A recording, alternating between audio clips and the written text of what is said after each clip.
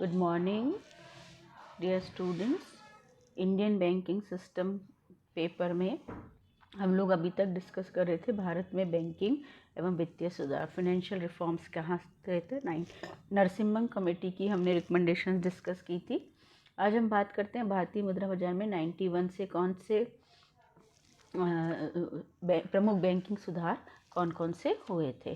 तो 91-92 में एक तरह से लिबरलाइजेशन, ग्लोबलाइजेशन, इनकी लहर पूरे विश्व में आई थी। तो हमारे यहाँ पे भी ग्लोबलाइजेशन, लिबरलाइजेशन की बात की थी, उदारीकरण की बात की थी, और समितियों ने जो सिफारिशें की थी उसमें हमने एक कोशिश की कि वैश्वीकरण के दौर में भारतीय बैंकिंग को इंटरनेशनल लेवल का बनाया जाए, कुशलता हो, एफिशिएंसी हो, कॉम्पिटिटिवनेस बढ़े, हमारी पावर बढ़े।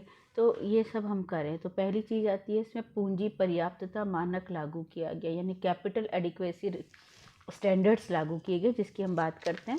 तो सभी बैंकों को 31 मार्च 2000 तक 9% कैपिटल एडिक्वेसी स्टैंडर्ड मतलब अडॉप्ट करने थे, यानी 2000 तक हमारे पास अपनी टोटल कैपिटल का 9% कैपिटल होनी चाहिए। तो 2002 और 3 के अंत तक सार्वजनिक क्षेत्र के 27 बैंकों में जो रिस्क था, उसकी जो एसेट्स थे, उसमें जो रिस्क है और जो वेटेड जो अपन एसेट्स की बात करते हैं, पूंजी का अनुपात 9% के निर्धारित न्यूनतम स्तर से ऊपर था। तो ये एक तरह के सुधार हमारे यहाँ पर आया कि कैपिटल एडिक्वेसी उन्होंने अचीव की। सेकंड बात आती बैंकों की पूंजी में वृद्धि है। तो केंद्र सरकार ने बजट भी दिए 97-98 में 20,046 करोड़ रुपए की बजटीय सहायता उपलब्ध करवाई गई, जिससे कि वो अपने एनपीओ में कमी लाएं, एफिशिएंसी बढ़ाएं, प्रॉफिटेबिलिटी बढ़ाएं।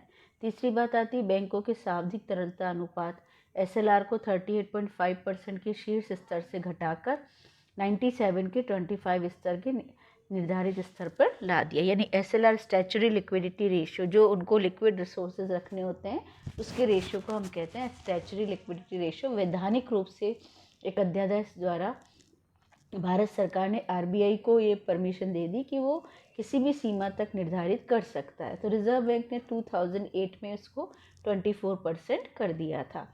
सीआरआर को 15% के शीर्ष स्तर से घटाकर 21 जनवरी 2005 से 5% तक ला दिया, तो 5.25%, और 2007 में 5.50% किया। तो ये एक तरह से उन्होंने क्या कहा, इससे हमारे जो तरल कोष है उससे हम कमी आएगी, और हमारी जो इन्फ्लेशन है, इन्फ्लेशन पे भी कंट्रोल होगा। तो ये एक एफर्ट था जिससे कि हमारे इन्फ्लेशन को कंट्रोल किया जा सके और मौद्रिक तरलता में भी वृद्धि हो सके। तो ये एक उन्होंने चेंज किया। बैंक रेट जो है बार बार परिवर्तन करके 2003 तक उन्होंने 6% ला दी, और लेटर ऑन अभी हम 2020 की बात करें तो हमारे जो तरलता की दरें हैं, ये बैंक रेट है, वो उसमें अप्स एंड डाउन्स आ रहे हैं। पर अब बैंक रेट इतनी कम कर दी जिससे कि जो इन ऑल बैंकों से ऋण देने की जो बैंकों की ऋण देने की जो कमर्शियल बैंकों की एफिशिएंसी उसमें वृद्धि हो, तो लिक्विडिटी रेशियो में कमी आरबीआई कर रहा है। और बैंकिंग ओम्बड्समैन भी लागू किया कि किस प्रकार से लोकपाल जो है उनके इसमें बात करेगा। तो बैंकों की जो शिकायतों का निपटारा करने के लिए भी लोकपाल नियुक्त किया गया। बैंकों के ऋणों की वसूली हेतु प्रतिभूतिकरण विधेयक पारित किया गया। प्रतिभूतिकरण विधेयक पारित क्यों किया? इसके लागू होने से ऋणदाता बैंकों और वित्तीय संस्थाओं को ऋण लेकर हजम करने वालों से कोर्ट कचोरी का चक्कर लगाए बिना ही वसूली का अधिकार दिया। यानी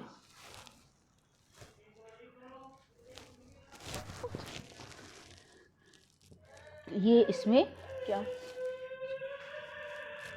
फिर बात आती है एनपीए में कमी करना। एनपीए में क्यों कमी करना चाहता है कि बैंक, ये आरबीआई ये कहता है कि एनपीए जो है निरंतर बढ़ती चली जा रही है, उनको घटाने की कैसे कोशिश की जाए।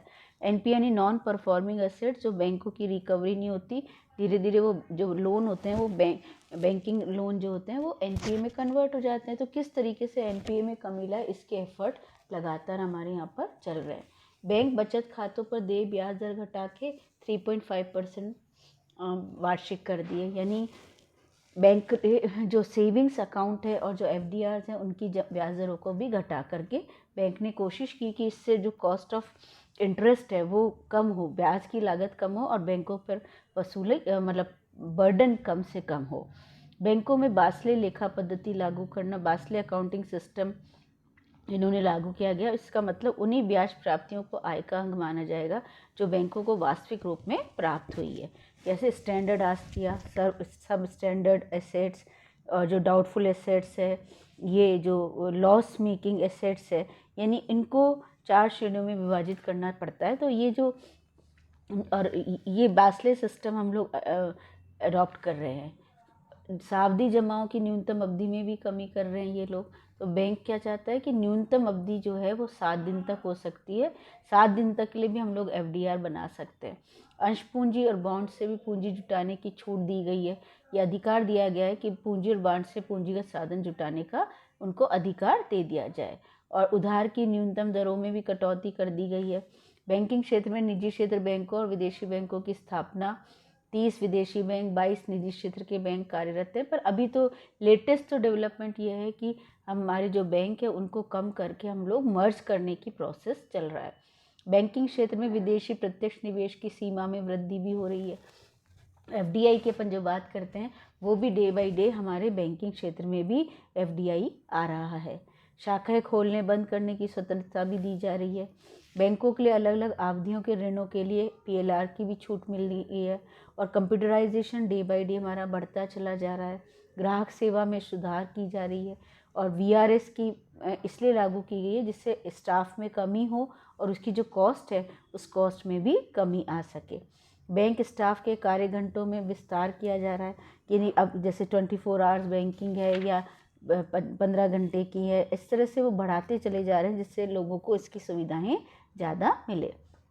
फिर बात आती है 5,000 रुपये तक के आउट स्टेशन चेक जमा कराने की व्यवस्था की है, जिससे अन्य बड़े बैंक चेकों के लिए 20-21 दिन यानी तत्काल ये कोशिश की है कि किस तरीके से आउट स्टेशन चेक का पैसा ग्राहक के खाते में जल्दी से जल्दी जमा हो सके। साथ ही जो सुधार है उसमें एक सबसे बड़ी इम्पॉर्टेंट बात है, इंटरनेट बैंकिंग को बढ़ावा दिया जा रहा है। बैंकों के पर्यवेक्षण की व्यवस्था भी आ गई है। बैंकों के लेखों की जांच, धोखाधड़ी निरीक्षण आदि के लिए रिजर्व बैंक ने 22 दिसंबर 93 को एक डिपार्टमेंट ऑफ सुपरविजन की स्थापना की थी। वित्तीय पर्यवेक्षण बोर्ड की स्थापना की, यानी establishment of board for financial supervision हमने 94 में कैमल्स सिस्टम के आधार पर पूंजी पर्याप्तता, परिसंपत्ति गुणवत्ता हमने लागू किया। Establishment of central board of banks frauds ये भी किया गया, जिससे CBI द्वारा चलाए जा रहे धोखाधड़ी मामलों पर ये कोशिश की गई कि हम इसकी धोखाधड़ी को रोकें।